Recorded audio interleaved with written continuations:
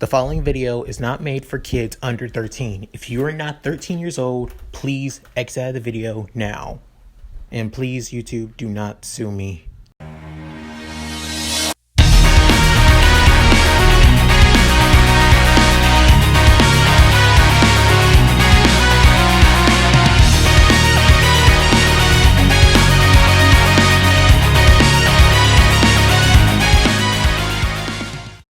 Hey guys, Liam Moki here, and I'm back with another part of What If Izuku Had Cloud's Powers. This is part 6. In the last part, they basically took care of the battle training arc, and I did go into some details with some fights, being with Tifa and Zidane, part of Class 1A now. Also, Izuku convinced Bakugo to not leave UA. And that's it. At any rate, let's get into this, shall we? After convincing Bakugo not to leave, he heads back into UA, wanting to talk to All Might, because I think he now feels One for All now coursing through his body. He heads to his office and All Might answers the door and tells him to take a seat. As Izuku begins explaining on what happened during their battle with Bakugo and Ida, that he felt like his power was overloading, like so much energy throughout his body into one point, and he felt like he couldn't control it. And he knows his limits on how much Mako energy he has. As All Might tells him, that's the power of One for All. It doesn't just pass on quirks to others, but it's originally a power that was made from stock power. As for Izuku asked, wait, you said One for All was originally a quirk that passes on other quirks. So, are you saying One for All wasn't originally made from that? As All Might saying, I guess you don't know. I guess I should tell you this now. Turns out, One for All was the original successor. It was a parody of a more powerful quirk. A quirk that would be able to take from others and add to another, and give quirks as well. This quirk was known as All for One, and its user, All for One, was the brother of the original One for All user. All for One gave the stockpiling ability to his younger brother, hoping to control him and for him to submit to him. However, it had the opposite effect, and the power was passed on from one to another, getting stronger and stronger with each passing. And thus, until it came to me, and I defeated All for One 5 years ago. And as Izuku saying, so that was the battle with Toxic Chainsaw. The battle you said that kept under wraps. Am I correct? As All Might tells him, yes, that is correct. That is the very fight that no one knows about. However, I defeated All for One and put an end to his tyranny. So I don't think you have to worry about anything. And as that, Izuku began, if that's the case, why pass on the quirk anyway? I know it's a powerful quirk, and I know there should be a symbol of peace, but does a quirk like that really should exist? Such a powerful quirk. In the wrong hands, it could possibly even, as All Might cuts him off saying, I understand what you mean. That's why I wish for you to have it. You have all like I told you, you have all the capabilities of a true hero. And if anything, I know you will be a hero. That's why I want you to be the symbol of peace. But if you didn't, I would have another successor, that being a third year here in UA. And as Izuku began asking, who's the third year? Who was the second person you would have gave the quirk to? As your successor, I feel like I need to know. Please, All Might. And as All Might tells him, it's Mirio Tokuda. He's also part of the Big Three this year. So a member of the Big Three was your second choice. I feel like you made the wrong choice. as All Might tells him, "Wait, young Midoriya, please. I just need some time to think about this. I'll figure out ways to control One for All throughout my body with my second quirk. I need some time." After that, All Might feels like maybe he should have told everything from the very beginning before just giving the quirk to the young man. After that, a couple days went by, and Izuku began learning more about everyone in Class 1A, and caught up with Tifa a little bit too. So realizing she lives in the same apartment that she used to when they were kids, alongside her dad. And not only that, he even got to know Cecil a lot more, realizing he has an older brother that went missing a couple years back, and is hoping to find him after graduating from UA, because he misses him, and his parents miss him as well. Soon after, a couple of days go by with reporters coming to UA, hoping to ask all the students about having All Might as a teacher. Soon after, they come up to both Izuku and Tifa and ask, you students, can you tell us on how it's like to have All Might as a teacher?" As Tifa was about to say something, Izuku says, "Not interested. Can you please get out of my way?" And says, and Tifa tells Izuku, "I think that's a little bit rude. I mean, sure, they're reporters, and some of them are kind of hungry for news and drama, but that doesn't mean we have to be rude to them." As they all saying, "We're standing right here," where Aizawa comes and tells both Izuku and Tifa, "Midoriya, Lockhart, I think the two of you should be going to class right by now. And all of you, please stop harassing my students right now. We don't have time for this." As they all wonder if Aizawa needs some rest. And then the doors close behind them, as everyone is excited seeing all those reporters outside, hoping that maybe they'll all be on TV or maybe on the news, as mostly Kaminari, as Jiro tells Kaminari that's not going to happen, that they're only just here to ask the students about All Might. Doubt they'll be showing any of us on there. Soon after, Tifa began asking Izuku what, and it says, "I don't really care about media reporters that much. Sometimes some of them even bend the truth when it suits their needs. So, I mean, come on. He did the same when it came to Zack, so I don't really care." Soon after, Aizawa came to the door and everyone decided to be quiet. And as he tells them that today you'll be doing an important hero coursework that will dictate your future. And as everyone gets surprising and wondering what's going to happen, that they need to choose a class rep. Vote among yourselves while I go to sleep.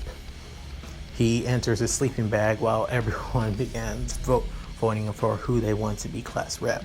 And it's just like in canon, Izuku is the class president and Momo is vice president as usual. As Bakugo begins getting pissed off, who the hell voted for the nerd? As everyone's saying, "What, you expected us to vote for you, Mr. Hothead?" As he growls, and Tifa quietly laughing in the back. Soon after, everyone goes to the lunchrooms, with many of them wondering why it's so crowded, with all the hero course, business course, and support course and general studies all together as well. So of course it's going to be pretty crowded. There, Izuku feels annoyed that he's class representative, feeling like he doesn't really want the job at all. As he's wondering why everyone voted for him anyway, as he says that he voted for Ida to be class rep anyway.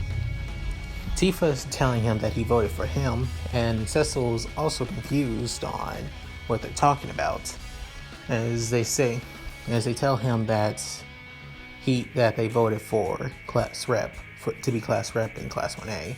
And Cecil says, "Oh, so I see you're class rep, Izuku. the same as I. As Izuku saying, I'm not gonna lie, you actually do look like the leader type, if I'm gonna be honest. As he says, that's what everyone else says as well. I was also shocked at people voting for me, but I will do my best to live up to their expectations. As Izuku says, yeah, I wish I had that kind of positivity. I don't feel like I deserve it. Soon after saying that, Ida tells him, I believe you do have the qualifications. It's the reasons why I voted for you. As everyone's confused, wondering, both Tifa and Ochiko wondering, but didn't you say you wanted a job, Ida? As they say, wanting the job and being suited for the job are two completely different things. Being with my family agency, I've realized that. And as he tells them about his brother being Tenya Ida is the turbo hero Ingenium, as Izuku begins geeking out a little bit about Ingenium anyway. After that, the alarms began sounding all over the cafeteria, as they begin wondering what it is. That means somebody has broken in through the campus, as people begin panicking and hoping and trying to get to the exit quickly. Soon after, Izuku gets a little bit annoyed and begins seeing outside alongside Ida, as they both realize that it isn't a villain attack, that it's actually just the reporters and media outside that got through. Trying to figure something out, Izuku got to Ida and told him that he's going to throw him on the top of the entrance and tell everyone to not panic. As Ida says, wait, but what about you? As he tells him, I could probably do it, but it's just going to cause damage. Right now my power is acting up, so I can't, so you're the only one I know I can trust. So I'm going to count to 3 and prepare yourself, got it? As Izuku begins counting down, Ida says, got it. I promise I won't. And Izuku says 3 and throwing both Ida, but not having as much power as he can on top. As Ida lands perfectly, telling everyone to stay calm and not to panic, that it's only the reporters, no villains attack whatsoever, as everyone begins calming down and going through the exit one at a time. With Izuku smiling, thinking to himself, maybe this is my one chance I'm going to get out of being class rep. Soon after what happened, they all arrive back in Class 1A, as Izuku says that he wants Ida to be the student representative, that he had the right state of mind and was perfectly calm, realizing the situation. We need somebody like him to be our class rep. However, Ida spoke up saying that Izuku realized the same thing as well, and also had the idea of throwing him up there to warn everyone about that, believing he is qualified to be Class 1A's president and class rep. Saying this, Izuku knows that he's not going to get out of this easily, as he scratches his head. As Kirishima makes a suggestion saying, why not make Midoriya the vice president alongside Yaoyorozu and Ida the class rep? I think that will work out pretty well. We would still have Midoriya as a class rep. I still trust him, since he did have a great idea. As everyone agrees as well, with Aizawa saying, well, whatever, you can choose I already said to choose among yourselves anyway. And this goes off pretty easily. Soon after, the day goes by a little bit, as Aizawa tells them that they'll be heading to a facility for their next hero training, with Izuku wearing his gym uniform, with both Ochiko and Tifa asking, hey, Izuku, aren't you wearing your hero costume? As Izuku saying, oh, right, should have brought this up. He tells both of them that Mr. Aizawa told him to make his own to make his own costume instead of focusing on his mom's costume, realizing that his own costume would help out with his quirk a lot more easy, and he wouldn't have to carry around his Buster Sword all the time. So he has to wear his gym uniform for the time being until then. But other than that, he actually kept his mom's costume just so he can show that he's still proud of wearing it. As they both say, "Aw, you're like a mama's boy." Like that, as Izuku says, "Whatever, let's go." They get on the bus on the way to the USJ as everyone begins saying off their quirks and saying that they wish they were more flashy and who has the most highest chance of becoming a hero. Mostly saying that both Todoroki and Bakugo and even Izuku have the highest chance of being heroes due to their quirks. However, many of them say that Bakugo wouldn't be a popular hero because of his attitude, as he blows up in both Kaminari and Botsuyu's face, saying, "What did you just say? Say that to my face." As Izuku saying, "Calm down, Kachan. Seriously, you're really annoying me right now. You're being too loud." As everyone say, "Hey, Midoriya, your quirk is kind of similar to All Might's. I'm pretty sure you have the highest chance of being the next #1 hero, don't you think?" says Tsuyu. As Izuku tells her, "I think it's somewhat similar to All Might physically, but when it comes to my quirk Mako is mostly tied to energy-based abilities, besides superhuman strength, speed, and durability. Didn't you guys see it?" As everyone say, "Oh yeah, he's pretty much right. All Might doesn't have an energy-based abilities, don't you think?" Soon after, not only that, they all even bombard Izuku about his Buster Sword, and he goes into details about that. As they arrive to the USJ, there they see two figures within there, being the space hero 13 and another hero, being a teacher, as the man has a long black hair with a morning shadow around his face, and is saying almost similar to Aizawa, but his hair is more slicked back, saying, "Oh, I guess you kids don't know me back in my day. My name is Angel, but you can call me Mr. Angel, just so you know." As he says, Izuku began realizing, wait, Mr. Angel? Why does that name sound so familiar? I feel like I heard it somewhere before. As it begins bugging him constantly, as 13 begins saying that they'll be the USJ is where they'll be working on rescue training, and the two of them, alongside All Might, will be helping them out. However, All Might's not there, as 13 puts up 3 fingers up, wondering, telling them that he's had hero work and he's resting at the school right now. Izuku, realizing what it really meant, that he only had 3 minutes left, and realized that he did need a rest, so he couldn't come before showing his true form. However, all of this was dashed when a giant black portal began opening in the center of the USJ. And that's it. Thank you guys for watching. I really appreciate it a lot. Please leave a comment below and tell me what you guys think down below. And also subscribe and like the video as well, which helps me out a lot. Anyways, this is Leon Moki, signing out. Later.